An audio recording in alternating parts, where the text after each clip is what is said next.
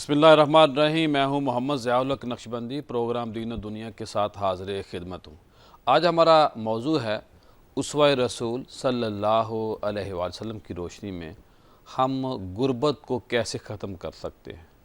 अल्लाह के नबी ने अपने सहाबा को गुर्बत ख़त्म करने का क्या तरीका बताया, क्या सलीका बताया, कैसे गाइड किया।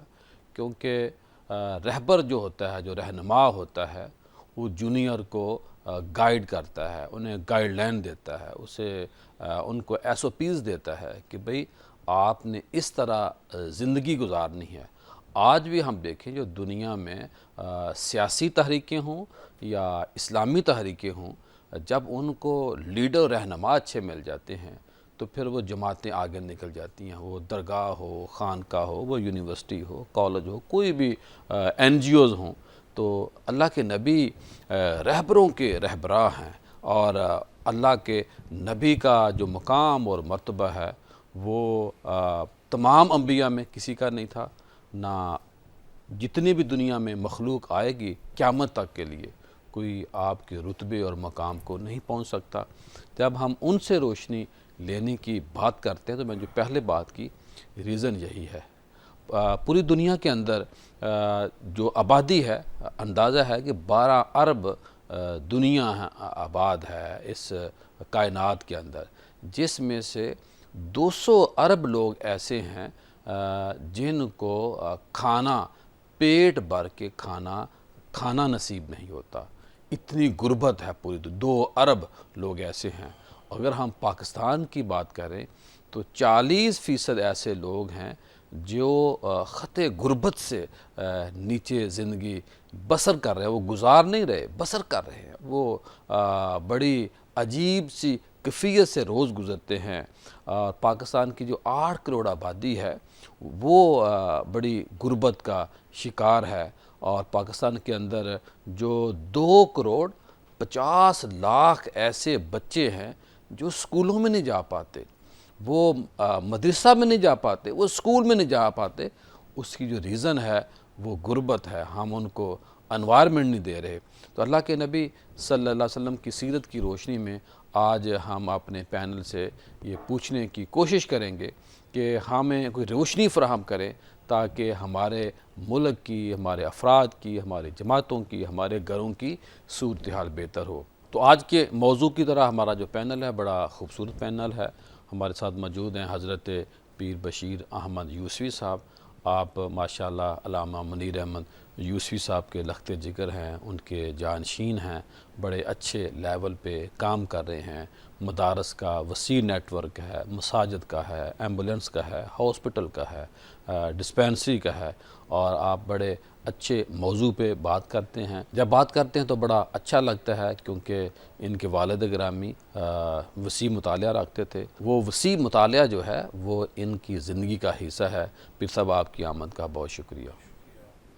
इनके साथ मौजूद हैं प्रोफेसर साजिद महमूद अल-अज़हरी साहब। आप पहले भी जैसे पीर साहब तशरीफ़ लाते हैं, ये भी हमारे पास तशरीफ़ लाते रहते हैं। डॉक्टर साहब मिनहाजुल कुरान से मुंसलिक हैं, वहाँ पढ़ाते भी हैं।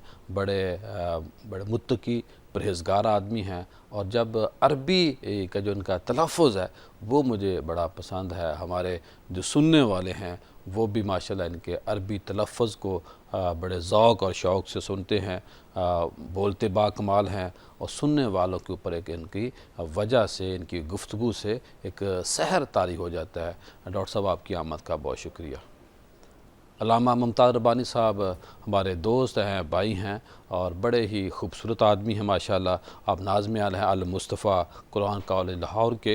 इनकी जो बसीरत है वो बहुत दूर अंदेशी, मैं इसको कह सकता हूँ, दूर अंदेश आदमी हैं। बड़े अच्छे लेवल पे काम कर रहे हैं, बड़े खूबसूरत अंदाज में बोलते हैं। और मैं बोलने के पीछे यही कहता हूँ कि अगर मुतालिया वसी हो तो फिर बोलना भी आ जाता है, अगर मुतालिया ना हो तो फिर बोलना नहीं आता। तो ये इनका तुरा इम्तियाज़ है। बड़े अच्छे अंदाज में बात करते हैं। तीनों हमारे मोहसन हैं, भाई हैं, दोस्त हैं। अल्लाह पाक हमारे पैनल को सलामत रखे। पीर साहब मैं गुफ्तगू का आगाज़ आपसे करूँगा। अल्लाह के नबी का जो उसवा है तो हमारे लिए दुनिया में सबसे बड़ा असासा है। अल्लाह के नबी की ज़ात से जो हम لے سکتے ہیں، کسی اور در سے ہمیں مل نہیں سکتا۔ تو آج کا جو موضوع ہے غربت، اس حوالے سے اگر ہم اللہ کے نبی کی رحمت سے سوال کریں، ان کی سیرت سے ہم کچھ حاصل کرنا چاہیں تو آپ کیا فرمائیں گے؟ بسم اللہ الرحمن الرحیم، الصلاۃ والسلام علیکہ یا سیدی یا خاتم النبیین۔ محترم جناب ضیاء الحق نقشبندی صاحب، آپ نے دور حاضر کے بڑے مسائل میں سے ایک اہم مسئلے کی طرف آج توجہ مبذول کروائی ہے۔ سب سے بڑا مسئلہ پیر صاحب اس وقت، اس لیے ہم نے موضوع جی رکھا۔ ابھی آپ نے خود بھی یہ بات ارشاد فرمائی ہے کہ دنیا بھر میں اس مسئلے سے لوگ بہت زیادہ تعداد میں مسائل کا شکار ہو رہے ہیں، اور پاکستان کی بھی ایک 40% طبقے کا آپ نے ذکر کر دیا کہ یہ غربت کی لائن سے نیچے جا رہے ہیں۔ اس کے لیے اس میں اضافہ ہو رہا ہے، کمی واقعہ نہیں ہو جی رہی۔ یہ چونکہ ہم قرآن و حدیث سے دور ہو رہے ہیں، اس وجہ سے اس میں اضافہ ہو رہا ہے۔ اگر ہم قرآن مجید فرقان حمید کے احکامات کو سمجھ لیں، پڑھ لیں، جان لیں، اس پر عمل کریں تو یہ ہمارے حالات تبدیل ہو سکتے ہیں۔ بے شک انشاءاللہ ہوں گے بھی انشاءاللہ، کیونکہ قرآن مجید فرقان حمید نے ہمیں یہ حکم دیا ہے کہ یہ تمہیں اللہ نے مال دیا نا، اس میں تمہارے ساتھ غرباء و مساکین کا حصہ ہے۔ یہ تم ان پر احسان نہیں کر رہے بلکہ اپنے اوپر احسان کر رہے ہو۔ نبی اکرم صلی اللہ علیہ وسلم کے صحابی حضرت ابو سعد خدری رضی اللہ تعالیٰ عنہ فرماتے ہیں کہ آپ سفر پر تھے اور اونٹنی پر سوار تھے کہ ایک شخص رسول اکرم صلی اللہ علیہ وسلم کے ارد گرد گھومنے لگا۔ اللہ کریم آقا صلی اللہ علیہ وسلم نے 7 شامل احباب سے فرمایا تمہارے میں سے جس کے پاس زائد سواری ہے وہ اسے دے دو، جس کے پاس زائد مال ہے وہ اسے دے دو، جس کے پاس زائد کھانا ہے وہ اسے دے دو۔ دیگر چیزوں کا بھی ذکر کیا سبحان تو فرماتے میں ایسے لگا جیسے ہماری زائد چیز کا ہم پر حق نہیں ہے۔ اللہ اکبر۔ اس حدیث سے ہمیں بات سمجھ لگتی ہے کہ نبی اکرم صلی اللہ علیہ وسلم صحابہ کو یہ تربیت دیتے تھے کہ اگر اللہ نے تمہیں وسعت دی ہے تو اس مال اس پہ کو بانٹو، تقسیم اس کرو۔ مال کو تقسیم کرو۔ اور میثاق مدینہ جو ہم نے ایک عظیم الشان وہ معاملہ دیکھا جس میں صحابہ نے اپنا مال، اپنے اسباب، کاروبار، حتیٰ کہ شریعت کے تحت اپنی ازواج کو بھی اس معاملے میں شامل کیا تاکہ دوسرے لوگوں کا بھلا ہو سکے۔ تو ہمارے لیے کریم آقا صلی اللہ علیہ وسلم کے فرمان، قرآن کا فرمان بہت اہم ہے۔ اللہ تعالیٰ نے قرآن مجید فرقان حمید میں زکوٰۃ، صدقات اور فی سبیل اللہ مال کا ذکر کیا۔ جی اب یہ زکوٰۃ کی اگر صحیح معنی میں ترسیل ہو تو غربت ختم ہو سکتی ہے۔ بالکل ختم ہو سکتی ہے۔ اللہ تعالیٰ نے اس پاکستان کو اور مسلمانوں کو جتنا وسعت دی ہوئی ہے مال کی، اگر یہ صحیح معنی میں انتظام کو ترتیب دے کر لوگ ضرورت مند اچھے تک لیول پہ دیں، یعنی کہ جو حق بنتا ہے وہ دے دیں، اور لینے والے اگر اس کو اچھی طرح بانٹ دیں، لوگوں میں تقسیم کر دیں تو غربت ختم ہو جی جائے۔ بالکل، یہ بہت اہم ایک آپ نے توجہ کروایا ہے کہ لوگ اگر دیتے بھی ہیں تو پھر اس کو بانٹنے میں بھی مسائل آتے ہیں، لیکن زکوٰۃ ہے، صدقہ ہے، اس کا حکم ہے۔ اور پھر قرآن مجید فرقان حمید میں سورۃ البقرہ میں اللہ تعالیٰ نے ایک مثال سمجھائی ہے کہ تم زمین کو ایک دانہ دیتے ہو، جی وہ تمہیں اس کے بدلہ میں 7 بالیاں اور ہر بالی پر 100 دانہ دیتی ہے، یعنی ایک کے بدلہ میں زمین 700 دانے دے رہی ہے۔ اب اس میں سمجھنے کی بات یہ ہے کہ وقتی طور پر ہم نے دے دیا، ہم سے چلا گیا، پھر اس کا بدل ہمیں 700 گنا سے زیادہ اللہ نے وعدہ کیا ہم دیتے ہیں۔ تو جب ہم اپنے ارد گرد غرباء و مساکین کو جب دیکھتے ہیں، ہم کسی دوسرے کی، میں موضوع پہ فوکس کرنا چاہ رہا ہوں، جب ہم کسی دوسرے کی غربت ختم کرنے کے لیے انہیں مدد کرتے ہیں، ان کی ہیلپ کرتے ہیں، تو 10 گنا تو گارنٹی ہے اس دنیا کے اندر، جی بے شک، اور 70 گنا آخرت میں ہیں۔ جی جی ساجد صاحب کیا فرمائیں گے اگر ہم اللہ کے نبی کی سیرت سے یہ روشنی حاصل کریں، کس طرح آپ نے اپنے صحابہ کی غربت کو ختم کرنے کے لیے ان کو تجاویز دی، ان کو حکم دیا، کیا فرمائیں گے آپ؟ ضیاء الحق صاحب، پہلے تو میں ایک چیز کی شروع میں وضاحت کر دوں کہ اسلام کے اندر جو غربت ہے وہ محض ایک سماجی روگ ہے، اور یہ ایسا روگ ہے جس کا خاتمہ اور جس کا ازالہ وہ بھی ممکن ہے، اور اس کا طریقہ کیا ہے کہ جہد مسلسل، محنت و مشقت کے ذریعے سے آپ اس مذہبی روگ سے، اور جہد مسلسل جب ہم بات کرتے ہیں، اور اس کے ساتھ ساتھ جو حسن تدبیر ہے اس کے ذریعے سے اس کا خاتمہ ممکن ہے۔ اور پھر جو اہل ثروت لوگ ہیں وہ اپنے وسائل کے اندر جو وسائل سے محروم نوجوان طبقہ ہے ان کو اگر شامل کر لیں تو یہ معاشرہ ایک بہتر معاشرہ بن سکتا ہے، اور جو وسائل سے محروم لوگ ہیں اور غربت کا شکار ہیں وہ بھی ایک خوشحال زندگی گزارنے کے قابل ہو سکتے ہیں۔ اس روش کو اختیار کرنے سے کیا ہوگا کہ ایسا معاشرہ وجود پذیر ہوگا جس کی بنیاد اخلاقی اور انسانی قدروں پر ہوگی۔ آپ نے جو سوال پوچھا کہ حضور علیہ الصلوۃ والسلام کی سیرت طیبہ کے اندر جو عملی اقدامات اور جو آپ کے ارشادات ہیں جس سے امت کے اندر جو غربت ہے اس کا خاتمہ ہو، تو دیکھیے ضیاء الحق صاحب، کسی بھی معاشرے کے اندر غربت کے خاتمے کے لیے 3 چیزیں بہت اہم ہوتی ہیں۔ ایک چیز تو یہ ہے کہ مالی وسائل کی فراہمی، دوسری چیز کہ وسائل کی فراہمی کے ساتھ ساتھ روزگار کی فراہمی، اور تیسری اہم چیز افراط زر پہ کنٹرول۔ آپ جب رسول اللہ کی سیرت کا مطالعہ کرتے ہیں تو آپ دیکھتے ہیں کہ اللہ کے رسول نے تینوں اقدامات کو اپلائی کیا عملی طور پر۔ جب حضور علیہ الصلوۃ والسلام مکہ سے مدینہ ہجرت کر کے تشریف لاتے ہیں، سب سے پہلے، چونکہ یہ پیغمبرانہ بصیرت ہے نا، حضور علیہ الصلوۃ والسلام جانتے ہیں کہ کوئی بھی اسٹیٹ اس وقت تک ایک مضبوط اور مستحکم اسٹیٹ نہیں بن سکتی جب تک وہ اکنامکلی اسٹرانگ نہیں ہوتی ہے۔ تو رسول اللہ نے مواخات کے ذریعے سے، بہت بڑی حقیقت ہے ڈاکٹر صاحب، بالکل سر، اس کے بغیر کوئی بھی معاشرہ، کوئی بھی فی ملک زمانہ رہی اب تو بہت زیادہ اہم ہوگی، مستحکم ہو ہی نہیں سکتا ہے۔ اور پھر آپ دیکھیے کہ اللہ کے رسول نے فرمایا قاد الفقر ان یکون کفرا، کہ یہ جو فقر ہے، یہ جو غربت ہے، یہ کفر تک پہنچا سکتی ہے۔ اور رسول اللہ صلی اللہ علیہ وسلم نے پھر جو عملی اقدامات تھے اس میں، اب ایک شخص کو اللہ کے رسول نے دیکھا کہ وہ مانگ رہے، حضور علیہ الصلوۃ والسلام نے اس کو بلایا اور آپ نے فرمایا آپ کے گھر میں کچھ ہے؟ اس نے کہا ایک چادر ہے جو آدھی میں بچھا لیتا ہوں، آدھی اوپر اوڑھ لیتا ہوں، اور ایک پیالہ ہے جس میں ہم پانی پیتے ہیں۔ حضور نے فرمایا لے آؤ۔ جب وہ لے کے آیا، ڈاکٹر صاحب کن حالات میں صحابہ نے زندگی گزاری، کن حالات میں کام کیا، لیکن اس کے باوجود ایک ایسا معاشرہ وجود میں آیا ہے پیر صاحب جس نے پوری انسانیت کو روشنی دی ہے۔ اللہ کے رسول نے فرمایا کہ یہ جو چیزیں ہیں کوئی خریدتا ہے؟ ایک شخص نے کہا جی میں 1 درہم میں خریدتا ہوں۔ حضور نے فرمایا اس سے زیادہ کوئی دیتا ہے؟ ایک شخص نے کہا میں 2 درہم میں خریدتا ہوں۔ اللہ کے رسول نے وہ بیچ دی، 2 درہم لیے، ایک اس کو دیا کہ اس کے لیے اپنے گھر کے لیے اناج اور کھانے کی چیزیں لے آؤ، اور ایک جو درہم تھا آپ نے فرمایا بازار جاؤ اور کلہاڑا لے کے آؤ۔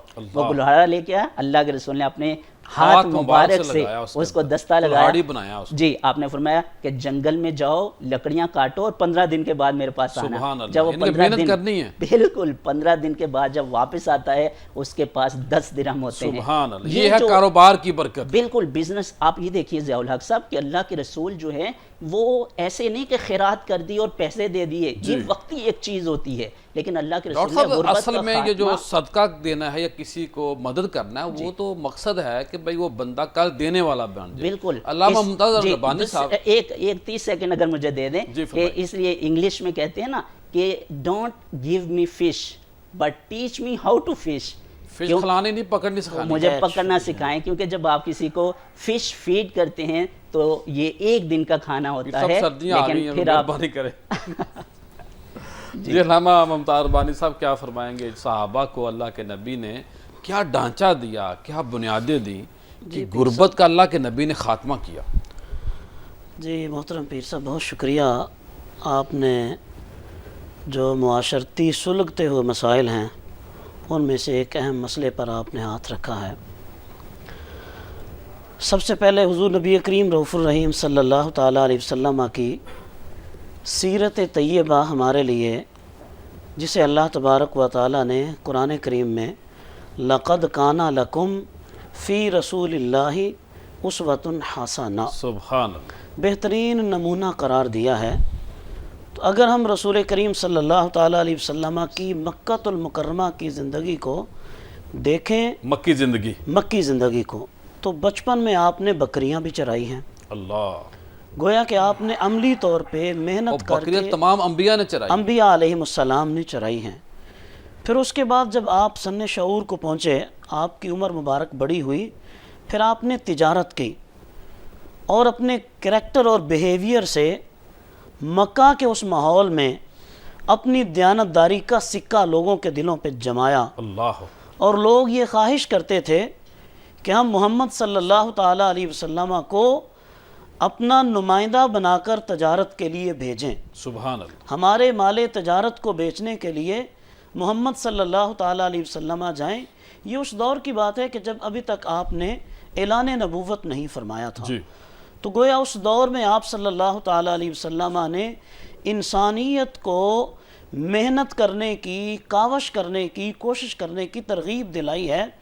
اور پھر جب لیٹر آن دیکھتے ہیں تو الکاسب حبیب اللہ، سرکار رسالت مآب صلی اللہ تعالیٰ علیہ وسلم ارشاد فرماتے ہیں کہ ہاتھ سے حلال روزی کمانے والا اللہ کا دوست ہے۔ سبحان کسی کے اوپر ڈیپینڈ نہیں کرنا چاہیے، آپ خود اپنے آپ کے اندر اتنے ہوں کہ آپ لوگوں کی ضرورتیں پوری کریں، صحیح، آپ لوگوں کے لیے آسانیاں پیدا کریں۔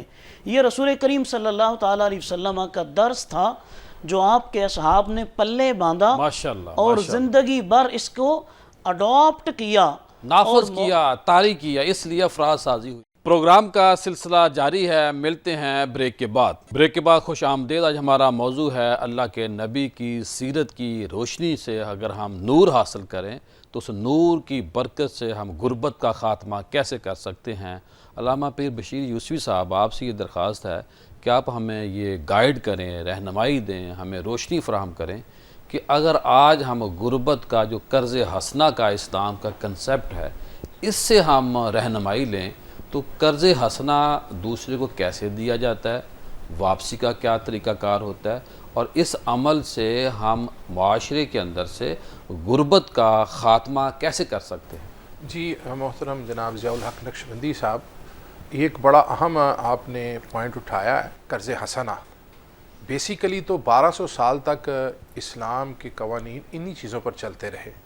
یہ پچھلی 2 صدیوں سے ہم نے اللہ کے احکامات کی خلاف ورزی میں جو سود کا نظام رائج کیا ہے، اس نے ہمیں بتدریج نیچے ہی نیچے لے کر جا رہا ہے۔ جی، اور اگر آج بھی ہم اس کو چھوڑ کے دوبارہ قرض حسنہ کی طرف آ جائیں تو ہمارے معاملات سود بہت سے بہتر پاک، ہو جائیں۔ سود سے پاک نظام، اور یہی ہماری گروتھ کی سب سے بڑی جو ہے عظمت بن جائے گی کہ ہم حرام سے بچ جائیں گے۔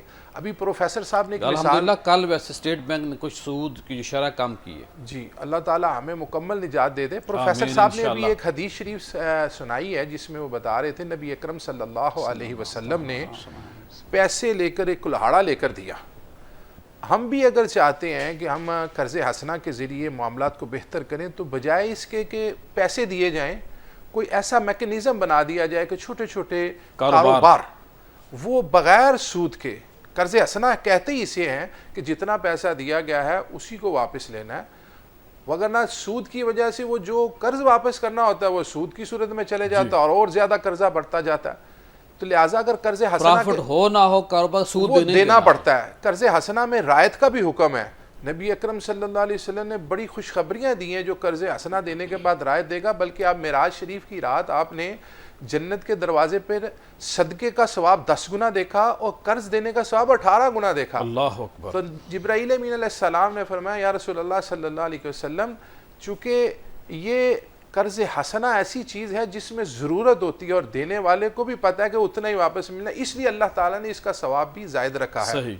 اگر ہم اس معاشرے کے اندر اس نظام کو رائج کریں اور لوگوں کی بھی تربیت کریں، کیونکہ معاشرہ بھی ایسا ہے کہ پیسے لینے کے بعد وہ واپسی کا بھی کوئی ان کا نظام نہیں ہے، وہ گاڑی چینج کر لیتے وہ ختم ہی ہو جاتے ہیں، وہ بھول جاتے ہیں۔ جیسے کہ ہمارے پاس آج معاشرے میں یہ عام بات رائج ہو چکی ہے کہ ہمیں قرضہ لینے کے لیے بھی جو ہے وہ ترلا منت کرنی پڑتی ہے۔ تو اگر نظام دونوں طرف سے درست کر کے ایسا میکنزم بنایا جائے کہ دینے والے کو بھی پریشانی نہ ہو اور واپس دینے والے کو بھی کوئی مسائل نہ ہو، تو یہ قرض حسنہ کے ذریعے ہم معاشرے کے اندر استحکام پیدا کر سکتے ہیں۔ وہ نوجوان جو مال کی وجہ سے کوئی اپنا کام نہیں کر سکتے، ان کو یہ رقم ملے گی۔ سب اس دور میں تو بندہ 10,000 سے بزنس شروع کرتا ہے، کرنے والا کوئی ہو، بس وہ کوئی ایک نظام فروٹ کی لے لیں، تربیت اگر اس کو مل آپ جائے تو سیل کرنا شروع کر دیں تو وہ بھی کاروبار ہے۔ جی ساجد صاحب کیا فرمائیں گے؟ صحابہ نے جو اللہ کے نبی کی سیرت سے روشنی لی اور بالخصوص صحابہ نے جو اپنے ادوار کے اندر جو ان کے ساتھی صحابہ تھے ان کی غربت کا خاتمہ کیسے کیا؟ بالکل ضیاء الحق صاحب، اس کے اوپر بات کرنے سے پہلے یوسفی صاحب جو فرما رہے تھے نا کہ بجائے اس کے کہ قرض حسنہ میں پیسے لوگوں کو قرضے کے طور پر دیے جائیں تو ان کو ایسا بزنس جو ہے وہ دیا جائے جس سے وہ خوشحالی آئے اور ان کی زندگیوں میں بہتری آئے، کیونکہ قرضہ جب آپ لے یا پیسے لیے تو وہ تو خرچ ہو گئے نا، اور اس سے کیا ہوگا کہ قرضے کی دلدل میں آپ پھنستے جائیں گے۔ اسلامی بینکنگ کے اندر ابھی جو ماڈیول اپنایا جا رہا ہے اس میں وہ پیسے نہیں دیتے قرض حسنہ کے طور پر، اس میں کوئی نہ کوئی بزنس کا آئیڈیا اور اس کی پوری فیزیبلٹی آپ نے دینی ہوتی ہے، اس کی جو بنیاد پیسہ پر آپ لے رہے ہیں خرچ کیسے کریں گے، اور بالکل۔ آپ کے پاس وہ کوالٹی نہیں کہ آپ کے پاس کوئی ہے اس کا ہنر فن ہے یا نہیں ہے؟ بالکل اس کی بنیاد پر جو ہے وہ قرض حسنہ دیا جا رہا ہے۔ آپ نے جو سوال کیا کہ صحابہ کرام اور خلفائے راشدین بالخصوص انہوں نے اللہ کے رسول کی سیرت اور آپ کی تعلیمات پر عمل کرتے ہوئے معاشرے سے غربت کا خاتمہ کیسے کیا، اور جو غربا کو جو ان کی معاشی پرابلمز تھی اس سے نکال کر خوشحال زندگی کی طرف کیسے لے کے آئے۔ خلفائے راشدین میں سیدنا عمر بن خطاب رضی اللہ تعالی عنہ ان کے حوالے سے کچھ عرض کرنا چاہوں گا، کیونکہ انہوں نے ایک ایسا نظام اور ایسا سسٹم دیا کہ جس کی بنیاد پر مدینہ کا معاشرہ اور اوورآل آپ دیکھیے کہ 3 لاکھ مربع میل کے اوپر وہ حکومت کر رہے ہیں۔ اتنی بڑی سلطنت کہ جس میں سورج جو ہے وہ غروب نہیں ہوتا ہے، اور اس میں ایک ایسا سسٹم دے رہے ہیں سیدنا عمر بن لوگ خطاب۔ راتوں کو بلا خوف جو ہے وہ سفر کرتے ہیں۔ بالکل اب بھی جو آپ دیکھتے ہیں پیر صاحب کہ یورپ کے اندر اور ترقی یافتہ ممالک کے اندر یہ جو سوشل بینیفٹس کے سسٹم بنائے گئے ہیں، وہ ساری کی ساری ہدایات اور روشنی وہ تعلیمات وہ سیدنا عمر بن خطاب سے انہوں نے لی ہیں۔ مغرب یورپ سارا عمر لا پہ چل رہا ہے۔ بالکل ناروے کے اندر اور ڈینمارک کے اندر عمر لا جو ہے تو اناؤنسمنٹ کی ہوئی ہے، باقاعدہ باقیوں نے وہاں سارا سبق پڑھا ہوا ہے۔ ایگزیکٹلی، اور پھر یہ جو بچوں کو جو چائلڈ الاؤنس دیا جاتا ہے یورپ کے اندر، اور پھر جو معذوروں کو الاؤنس دیا جا رہا ہے، جو جاب لیس الاؤنس ہے وہ جو دیا جا رہا ہے یورپ کے اندر، یہ ساری کی ساری انہوں نے جو قانون سازی کی ہے اور سسٹم بنائے ہیں اپنے ملکوں کے اندر، وہ سیدنا عمر بن خطاب کی سیرت سے لیے ہیں۔ آپ دیکھیں چائلڈ الاؤنس اس کے حوالے سے سیدنا عمر بن خطاب نے جو بھی بچہ پیدا ہوتا اس کا بیت المال سے باقاعدہ وظیفہ مقرر کرتے تھے، اور سیدنا عمر بن خطاب آپ کو معلوم ہے کہ وہ رات کو گشت کیا کرتے تھے لوگوں کے احوال کو جاننے کے لیے۔ آپ ایک گلی سے گزرے اور گھر کے اندر سے بچے کے رونے کی آواز آئی، بچے روتے ہیں عموماً، وہ گزر گئے، پھر واپس آئے، پھر رو رہا ہے۔ تیسری دفعہ جب دوبارہ وہاں سے اتفاقاً گزرے، بچہ پھر رو رہا ہے، آپ نے دروازے پہ نوک کیا، وہ شخص باہر آیا تو آپ نے پوچھا بچہ کیوں رو رہا ہے؟ تو اس نے کہا کہ جو ماں ہے وہ اپنے بچے کو دودھ نہیں پلا رہی۔ اللہ، تو آپ نے پوچھا کیوں نہیں پلا رہی؟ اس نے کہا اس وجہ سے کہ آپ نے جو قانون بنایا ہوا ہے کہ بچے کو جو چائلڈ الاؤنس ملتا ہے وہ اس وقت ملتا ہے جب وہ بچہ اپنی ماں کا دودھ پینا چھوڑ دیتا ہے، تو ماں جو ہے وہ بچے سے دودھ چھڑوانے کے لیے اس کو یہ عادت ڈال رہی ہے، اس وجہ سے نہیں پلا رہی۔ تو سیدنا عمر نے فرمایا جا کے بتاؤ کہ میں ہی عمر ہوں اور دیکھیں نا، ماں اس بچے کے لیے اپنا دودھ نہیں اس کو پلا رہی تاکہ الاؤنس ملنا شروع ہو اور میں اس کی اچھی طرح پرورش کر سکوں۔ جی، اور پھر سیدنا عمر فاروق نے جب یہ سنا تو آپ اتنا روئے، اور آپ نے فرمایا کہ عمر اپنے آپ سے فرما رہے ہیں کہ عمر کتنے ہی بچوں کو تم نے رلایا ہے اپنے اس قانون کی وجہ سے۔ صبح گئے، صحابہ کرام سے مشاورت کی اور اس قانون کو تبدیل کر دیا۔ وہ رہے ہیں کہ جو زلزلہ آتا ہے تو آپ اپنی ایڑی کو مارتی ہیں زمین کی اوپر، سبحان اللہ، کہ اے زمین تجھے کیا ہو گیا، کیا میں تیرے اوپر انصاف نہیں کر رہا؟ یہ وہی عمر بن خطاب ہیں جنہوں نے پھر قانون تبدیل کیا کہ اب جب ماں بچے کو دودھ چھڑوائے گی اس وقت اس کا وظیفہ نہیں جاری ہوگا، بلکہ جو ہی بچے کی پیدائش ہوگی جو چائلڈ الاؤنس ہے اور بچے کا وظیفہ ہے وہ جاری ہو جائے گا۔ جی، علامہ ممتاز ربانی صاحب کیا فرمائیں گے؟ کچھ ہمیں مثالوں سے روشنی فراہم کریں۔ جی قبلہ پیر صاحب، سب سے پہلے تو قبلہ یوسفی صاحب نے جو بات شروع کی قرض حسنہ، اب دیکھیے اگر اس لفظ کو دیکھا جائے تو اسی میں اس کی معنویت اور اس کی نزاکت سمجھ آتی ہے کہ ایسا قرض کہ مقروض کو آپ آسانی دیں، ریلیف دیں۔ جی، حضور نبی کریم رؤوف الرحیم صلی اللہ تعالیٰ علیہ وسلم نے ارشاد فرمایا کہ اگر کوئی شخص قرض لینے کے بعد واپس کرنے کی وہ پوزیشن میں نہیں ہے، اس کو ٹائم دیا جائے، اور اس کو جتنا ٹائم دیا جائے گا، ہر دن میں جتنا اس نے قرض دیا ہے اتنا ہی اللہ تبارک و تعالیٰ کی راہ میں خرچ کرنے کا اس کے نامہ اعمال میں ثواب لکھ دیا جائے گا۔ اللہ اکبر۔ تو دوسری بات یہ دیکھیے کہ قرآن کریم اور احادیث طیبات میں اہل ایمان کی یہ خصوصیت اور ان کی یہ صفات بیان فرمائی گئی ہیں کہ اللہ تبارک و تعالیٰ کے جو مومن بندے ہیں، اگر ابتدائی آیات میں دیکھیے ذالک الکتاب لا ریب فیہ ھدی للمتقین الذین یؤمنون بالغیب ویقیمون الصلاۃ ومما رزقناہم ینفقون۔ اللہ، اب یہ جو مما رزقناہم ینفقون کا جو کانسیپٹ ہے، اس سے پتہ چلتا ہے کہ ایک مسلمان وہ اپنی حیثیت کے اعتبار سے وہ خرچ کرنے والا ہوتا ہے، وہ کسی سے مانگنے والا نہیں ہوتا۔ آج ضرورت ہے کہ لوگوں میں جذبہ ایثار اجاگر کیا جائے. دینے والا ہاتھ لینے والے سے دینے اچھا ہے. والا ہاتھ جو اوپر ہاتھ ہوگا وہ اچھا ہے. وہ اچھا ہے. سرکار رسالت مآب صلی اللہ تعالیٰ علیہ وسلم کا ارشاد کریم ہے کہ الید العلیٰ خیر من ید السفلی، دینے والا ہاتھ لینے والے ہاتھ سے بہتر ہے. تو جب لوگوں کو اس بات کا پتہ چلے گا تو ہمارے اس معاشرے میں وہ مثالیں پھر قائم کی جا سکتی ہیں کہ اگر کسی ایک صحابی کے ہاں کوئی صدقے کی سری آتی ہے بکری کی، وہ ایک سے بڑھ کر دوسرے کی طرف، دوسرے سے تیسرے کی طرف، تیسرے سے چوتھے کی طرف، حتیٰ کہ وہ جہاں سے چلی تھی وہاں پہنچ وہ جاتی لوٹ کے واپس آ جاتی ہے. یہ آپس میں محبت تھی صحابہ محبت اور ایثار. اور آج اگر ہم غربت کا خاتمہ چاہتے ہیں تو آپ اسی بر صغیر کی تاریخ کو دیکھیے کہ انگریزوں کے یہاں آنے سے پہلے اس وقت کی جو ریسرچ ہے آپ اس کو پڑھ کے دیکھیے کہ ان کے مورخ یہ بات لکھنے پر مجبور ہیں کہ پورے بر صغیر میں ہم نے چل کر سفر کیا لیکن کسی ایک خطے میں کوئی ایک بکاری ہمیں نظر نہیں آ. اللہ، یہ عالم تھا ہمارے یہ معاشرے کا، اسلام کی ہمارے خوبصورتی علاقے ہے، کا، ہماری سوسائٹی کا. اسلامی معاشرے کی خوبصورتی ہے. حضور نبی کریم رؤوف الرحیم صلی اللہ تعالیٰ علیہ وسلم کی مبارک تعلیمات کی خوبصورتی ہے کہ مسلمان دینے والا ہوتا ہے، مسلمان لینے والا نہیں ہوتا. اور ساتھ یہ بھی اللہ کے نبی نے فرمایا کہ جب قرضہ دے لو جس انداز میں اپنے دیا ہے واپسی بھی بڑے محبت سے، تقاضے سے، بڑے طریقے سلیقے سے لو. اور جو دینے والا ہے جس طرح اس نے لیتے وقت ایک ریکویسٹ کی ہوتی ہے کہ اچھے انداز میں اس سے ایک دفعہ لے لیتا ہے پیسے، تو اس کو بھی پابند کیا کہ اب تو نے دینا بھی اچھے انداز میں، یعنی کہ جو تعلق ہے جو لینے سے یا دینے سے تعلق بنا تھا اب وہ واپس لٹانے میں خدا نخواستہ ایسی نوبت نہ آئے. حضور نبی کریم رؤوف الرحیم صلی اللہ تعالیٰ علیہ وسلم نے بہت سارے مواقع پہ اصحاب کرام کو آپ نے اس بات کی ترغیب دلائی ہے کہ اللہ تبارک و تعالیٰ کی راہ میں خرچ کرنے کا کتنا فائدہ ہے. جی قرآن کریم کی آیت طیبہ وفی اموالہم حق للسائل والمحروم، کہ ہر جو صاحب ثروت ہے، ہر وہ فرد کہ جس کو اللہ تبارک و تعالیٰ نے مال و دولت عطا فرمایا ہے، اس کے مال میں فقراء اور مساکین کا حق ہے، غرباء کا، کچھ پیر صاحب فرمانا چاہ رہے ہیں، سوال کرنے والوں کا پیر صاحب حق کیا ہے. ایڈ کرنا چاہ رہے ہیں آپ؟ جی بسم اللہ. میں اس بات میں یہی اضافہ کر رہا ہوں کہ یہ جو ہمیں قانون ہمارے اسلامی حکمرانوں نے دیے ہیں، جس میں حضرت عمر بن خطاب رضی اللہ تعالیٰ عنہ کا آپ نے ذکر کیا کہ ان کے دور میں معاشرے کے اندر بہت سے نظام ترتیب دیے گئے. اور اس کی اگلی مثال اگر ہم حضرت عمر بن عبدالعزیز کا دور دیکھیں تو وہ وقت ایسا تھا کہ لوگ زکوٰۃ لے کر جاتے تھے، لینے والا نظر نہیں آتا تھا. تو اس کے لیے معاشرے کے اندر وہ نظام دوبارہ اڈاپٹ کرنا ہوگا.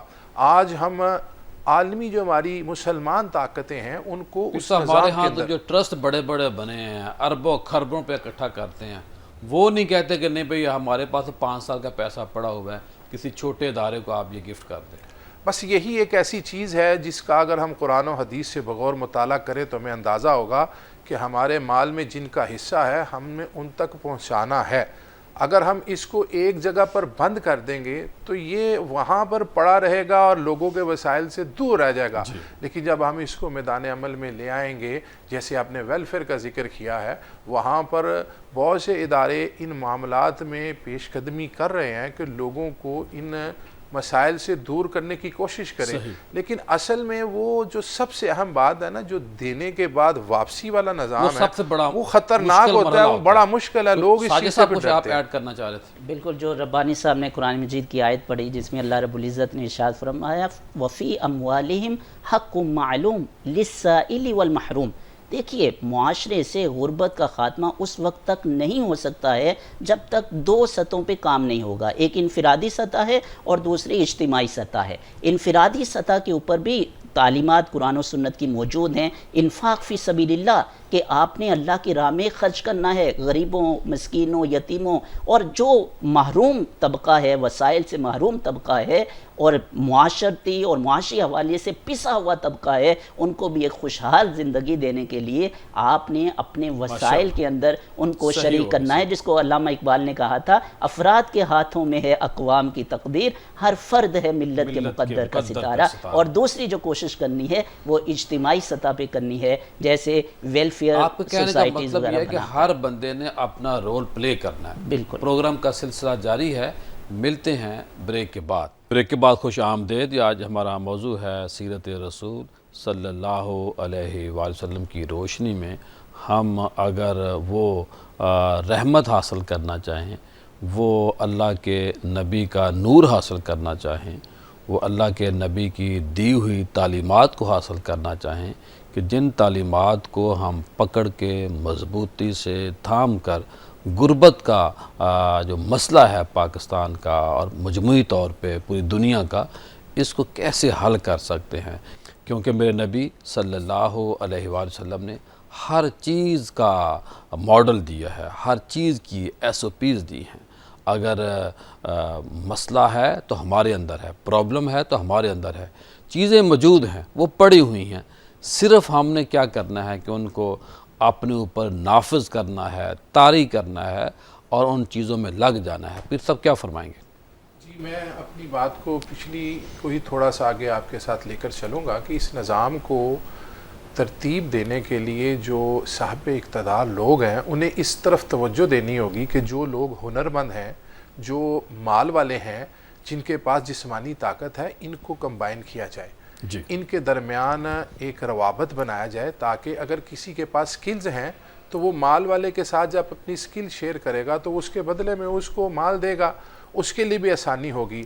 اور یہ سارا نظام آج ہمیں دنیا بھر میں نافذ کرنے کی ضرورت ہے تاکہ لوگ جو غربت کی انتہا پر جا کر جرائم کے اندر جا رہے ہیں اور دیگر کئی قسم کے وہ غلط راستے اڈاپٹ کر لیتے ہیں، چوری کرتے ہیں، فراڈ کرتے ہیں، وہ ان ساری غربت کی مسائل کی وجہ سے ہی ہے. جی. اگر ہم انٹرنیشنل لیول پر جو ہمارے مسلم ممالک ہیں وہ اس چیز پر توجہ دیں اور متحد ہوں کہ اسلام نے ہمیں جو قانون دیے ہیں، اللہ تعالیٰ کے جو احکامات ہیں، یہ ایک بینچ پر آ کر اگر متحد ہو جائیں تو یہ ضرور ان وسائل کو اس عوام تک پہنچا سکتے ہیں. اور جب عوام سے ان کے ذریعے پورے علاقوں میں، شہروں میں، دیہاتوں میں اس کے اثرات جائیں گے تو پھر وہ لوگ جو ابھی خاموش بیٹھے ہیں اور ڈرتے ہیں کہ ہمارا پیسہ واپس نہیں آئے گا، کیا ہوگا جب ان کو اس چیز کا پتہ چل جائے گا کہ یہ ایک نظام بن گیا ہے، ترتیب ہے، اس میں پیسہ جا بھی رہا ہے، آ بھی رہا ہے، لوگوں کا فائدہ ہو رہا ہے، مال جا رہا ہے، چیزیں آ رہی ہیں، وہ سارے لوگ جو جرائم سے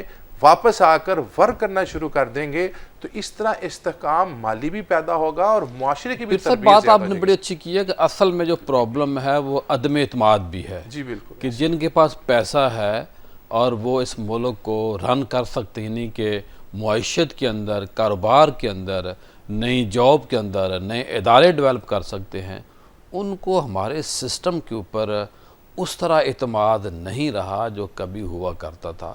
تو اس لیے میں سمجھتا ہوں جو غربت کے خاتمے کا ایک حل یہ بھی ہے کہ سازگار ماحول فراہم کیا جائے. اب کچھ کسی ملک ہم نام نہیں لیتے، کچھ ایسے ممالک ہیں جہاں پوری دنیا سے پیسہ آ رہا ہے، صرف وہاں کیا ہے کہ اعتماد ہے. جب اعتماد ہوتا ہے تو باہر سے بھی دنیا آتی ہے. ساجد صاحب کیا فرمائیں گے؟ بالکل. میں تو پیر صاحب ایک تو رسول اللہ صلی اللہ علیہ وسلم نے جو غربت کے خاتمے کے لیے عملی اقدامات کیے، ان میں آپ دیکھیے کہ باقاعدہ ایک ادارہ قائم کیا جو لوگوں کے جو غربت کے مسائل تھے ان کو وہاں سے نکالتے تھے. جیسے بیت المال. بیت المال ایک ایسا ادارہ ہے مستقل طور پر اسلام کے اندر، رسول اللہ صلی اللہ علیہ وسلم نے جس کو قائم کیا، جس کا مقصد جو معاشرے کے پسے ہوئے طبقات ہیں، جو معاشی پرابلمز کا شکار ہیں، ان کو بیت المال کے ذریعے سے ان کی مدد کی جاتی تھی. اب دیکھیے جو لوگ مقروض ہیں اور قرضہ دینے کی صلاحیت استطاعت نہیں ہے ان کے اندر، رسول اللہ جب جنازہ پڑھاتے تھے آپ پوچھتے تھے کہ اس کے اوپر کوئی قرض تو نہیں ہے. اگر کوئی قرض ہوتا تو اس کے ورثاء کی طرف کیا جاتا کہ آپ اس کو ادا کریں. اگر جو ہے وہ عاجز ہوتے کہ ہم یہ ادا نہیں کر سکتے تو اللہ کے رسول فرماتے کہ جو غربت ہے یہ ایک مرض ہے، ایک روگ ہے، ایک بہت بڑی برائی اور خامی ہے. ضیاء الحق صاحب یہ جملہ آپ دیکھیے کہ ایک اللہ کے رسول سے پہلے بھی جو بادشاہ آتے رہے وہ اپنی رعایا کے اوپر صدقہ خیرات کرتے رہے، لیکن اللہ کے رسول نے اس کو باقاعدہ رسپانسبلٹی لی. آپ نے فرمایا کہ جو قرض ادا نہیں کر سکتا تو اس کا قرضہ میرے اوپر واجب ہے، اور بیت المال سے آپ اس کے قرضے کو ادا کرتے ہیں. سختی اس طرح فرمائی کہ بھئی جو قرضہ ہے یہ اللہ بھی معاف نہیں کر سکتا، یعنی کہ حقوق العباد کے اندر یہ بات ہے. حالانکہ مسئلہ جو شرعی ہے وہ یہ ہے کہ اللہ معاف کر سکتا ہے، وہ خالق و مالک ہے، لیکن اتنی سختی کی، اتنی شدید الفاظ میں کہا گیا کہ اے بنی نو انسان، اللہ کے نبی نے اپنی امت کو پکارتے ہوئے کہا کہ قرض سے بچو، یعنی کہ غربت سے نکلو۔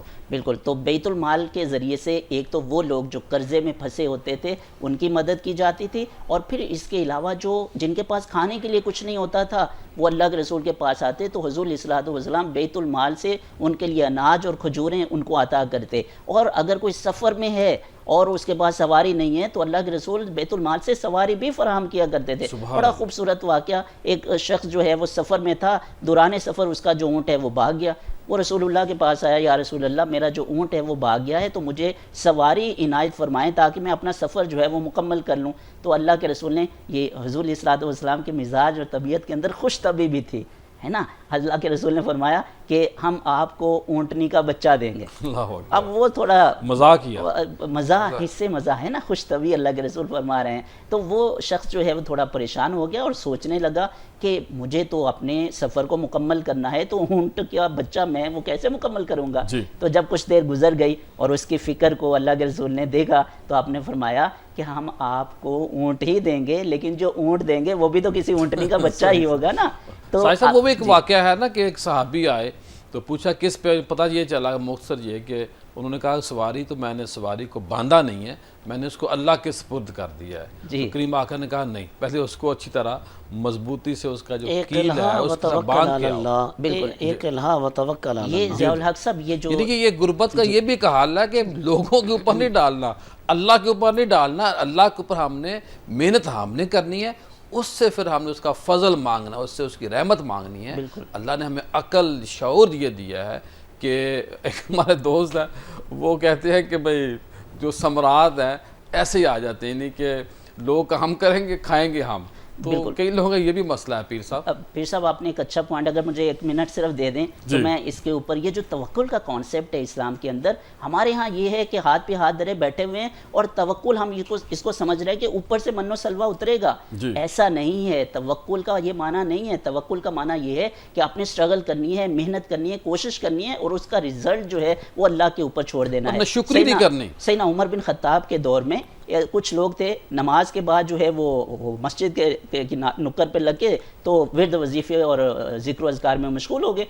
تو آپ نے پوچھا یہ تو بزنس کا ٹائم ہے، کام دھندے کا وقت ہے، تو آپ ادھر کیا کر رہے ہیں؟ تو انہوں نے کہا نحن متوکلون، ہم تو اللہ پر توکل کرنے والے ہیں، تو یہیں پر رزق آ جائے گا۔ تو آپ نے پوچھا آپ کا کھانا کون لے کے آئے گا؟ انہوں نے کہا جو کسی نے کہا میرا بھائی لے کے آئے گا، کسی نے کہا کہ میرا باپ لے کے آئے گا۔ وہ درہ فاروقی ہے نا، سیدنا عمر نے درہ فاروقی نکالا، آپ نے کہا چلو انتم متوکلون ولستم متوکلون، تم متوکل ہو، دوسروں پر تکیہ کرنے والے ہو، متوکل نہیں ہو، کیونکہ جو توکل ہوتا ہے وہ اللہ کے اوپر، کب؟ جب آپ نے محنت کر لی، اس کے بعد رزلٹ جو ہے وہ اللہ پر چھوڑنا ہے۔ جس کو اقبال نے کہا تھا، تھے تو وہ آبا تمہارے ہی مگر تم کیا ہو، ہاتھ پہ ہاتھ دھرے منتظر فردا۔ اللہ اکبر۔ جی ممتاز صاحب کیا فرمائیں گے؟ جی پروفیسر کی بات سے قرآن کریم کی آیت طیبہ فَإِذَا قُضِيَتِ الصَّلَاةُ فَانْتَشِرُوا فِي الْأَرْضِ وَابْتَغُوا مِنْ فَضْلِ اللَّهِ، کہ جب تم نماز پڑھ لو، نماز قائم کر لو،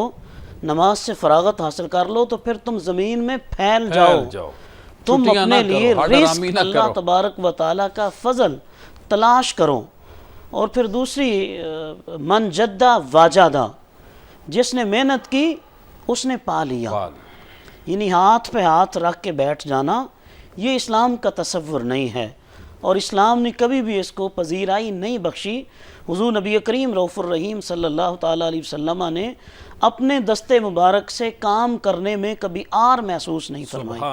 آپ اپنا کام خود کر لیا کرتے تھے، ازواج مطہرات موجود ہوا کرتی تھیں، آپ کی اہل بیت اطہار کے باقی لوگ موجود تھے، اصحاب کرام آپ کے موجود تھے، مگر اس کے باوجود امت کے لیے اپنا اسوہ چھوڑنا تھا کہ اپنے ہاتھ سے کام کرنا یہ عین عبادت ہے، یہ اللہ تبارک و تعالیٰ کی رضا ہے۔ اور آج کی اس دنیا میں اگر ہم معاشرے میں سے غربت کا خاتمہ چاہتے ہیں تو سب سے پہلے اس ریفرنس میں جتنے ہمارے ادارہ جات ہیں وہاں پہ شفافیت لانی ہوگی۔ صحیح۔ اگر وہاں پہ شفافیت آ جاتی ہے لوگ اس کے اوپر اعتماد کرتے ہیں تو لوگ اپنے ہاتھ سے وہ اپنے ملک ارد ہو، گرد ادارہ ہو، کوئی بھی ہو جی. کوئی بھی ہو، لوگ اپنے ہاتھ سے ادھر ادھر کسی کو زکوٰۃ دینے کے بجائے ان اداروں میں اور ان محکموں میں جمع کروائیں گے اگر ان کو اس بات کا یقین ہو کہ ہمارا دیا ہوا صدقہ و خیرات پراپر جگہوں پہ خرچ ہوگا۔ اب دیکھیے ہمارے ہاں ماہ رمضان المبارک میں جب فرسٹ رمضان کو لوگوں کے اکاؤنٹ میں سے زکوٰۃ ڈیڈکٹ کی جاتی ہے پیسے تو پہلے نکال لیتے ہیں. بہت سارے لوگ یا تو اپنے پیسے نکال لیتے ہیں یا پھر وہاں پہ وہ بیان حلفی دے دیتے ہیں جی جی، مختلف قسم کے۔ تو اس کی وجہ کیا ہے کہ لوگوں کا اس سسٹم کے اوپر اعتبار نہیں ہے۔ صحیح. اگر لوگوں کو یقین ہو، اعتبار ہو کہ ہم جس مقصد کے لیے دے رہے ہیں اسی مقصد کے مطابق ہمارا دیا ہوا پیسہ خرچ ہوگا تو لوگ خوشی سے وہاں پہ جمع کروائیں، اور ان اداروں کی توسط سے معاشرے میں سے غربت کا خاتمہ کیا جا سکتا ہے، لوگوں کو باعزت روزگار دیا جا سکتا ہے، مہنگائی کی چکی میں پسے ہوئے جو لوگ ہیں ان کو سہارا دیا جا سکتا ہے۔ تو اگر آپ دیکھیے اللہ تبارک و تعالیٰ نے قرآن کریم میں جہاں پہ صدقات واجبہ کے جو مصارف بیان فرمائے ہیں، انما الصدقات للفقراء والمساکین والعاملین، اب اس میں کیا ہے، اللہ تبارک و تعالیٰ نے معاشرے کے ہر فرد کا خیال رکھا ہے۔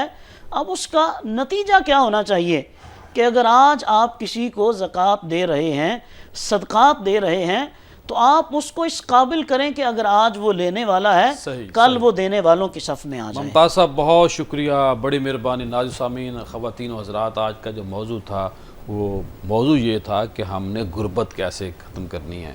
بہت اہم باتیں ہیں، اور اگر آپ غربت ختم کرنا چاہتے ہیں، کچھ کرنا چاہتے ہیں، دنیا میں آنے کا آپ کا بھی ایک مقصد ہے۔ اللہ نے دنیا میں کوئی اپنی مخلوق بے مقصد پیدا نہیں کی، اور سب سے جو اشرف اہم مخلوق ہے وہ انسان ہے۔